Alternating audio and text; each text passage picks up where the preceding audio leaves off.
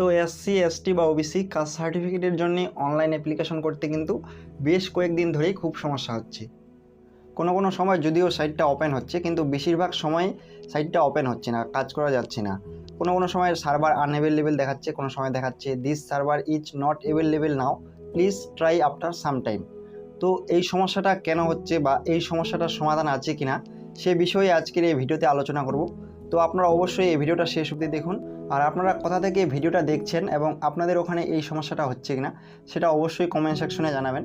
তো বন্ধুরা, বর্তমানে এই যে সমস্যাটা হচ্ছে, এই সমস্যাটা হওয়ার আমার মতে একটাই কারণ বা আমি একটাই কারণ দেখতে পাচ্ছি, সেটা হচ্ছে কিছু ওয়েবসাইটে ভিজিটার বা ভিজিট করার একটা লিমিট থাকে। ধরে নিন এই ওয়েবসাইটটিতে ভিজিট করার লিমিট 50,000 রয়েছে, 24 ঘন্টার মধ্যে 50,000 লোক ওয়েবসাইটটিতে ভিজিট করতে পারবে।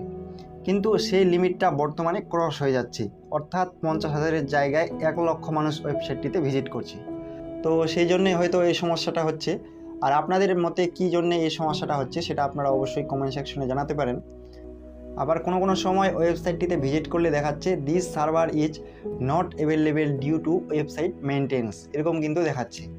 তো এরকম যদি দেখায় this server is not available due to website maintenance, তাহলে আপনি ধরে নেবেন যে যারা ওয়েবসাইটটি মেনটেন করছে তারা এই সার্ভারটিকে কিছুক্ষণের জন্য ক্লোজ করে রাখছে, বন্ধ করে রাখছে, ঠিক আছে? কারণ তাদেরও একটা কর্তব্য বা দায়িত্ব রয়েছে ওয়েবসাইটটি মেনটেন করার। তো তারা ওয়েবসাইটটিকে মেনটেন করার জন্যই কিন্তু সার্ভারটিকে বন্ধ করে বা ক্লোজ করে রাখছে। তো এই সমস্যাটার সমাধান কি রয়েছে বা কবে তারা সাইটটিকে ঠিক করবে সেটা আমারও জানা নেই। আশা করব ওনারা শীঘ্রই সাইটটিকে মেনটেন করবেন এবং সাইটটিকে সবসময়ের জন্য ওপেন রাখবেন, যাতে সবাই কাজ করতে পারে সাইটটির মধ্যে, সেটাই আশা করব।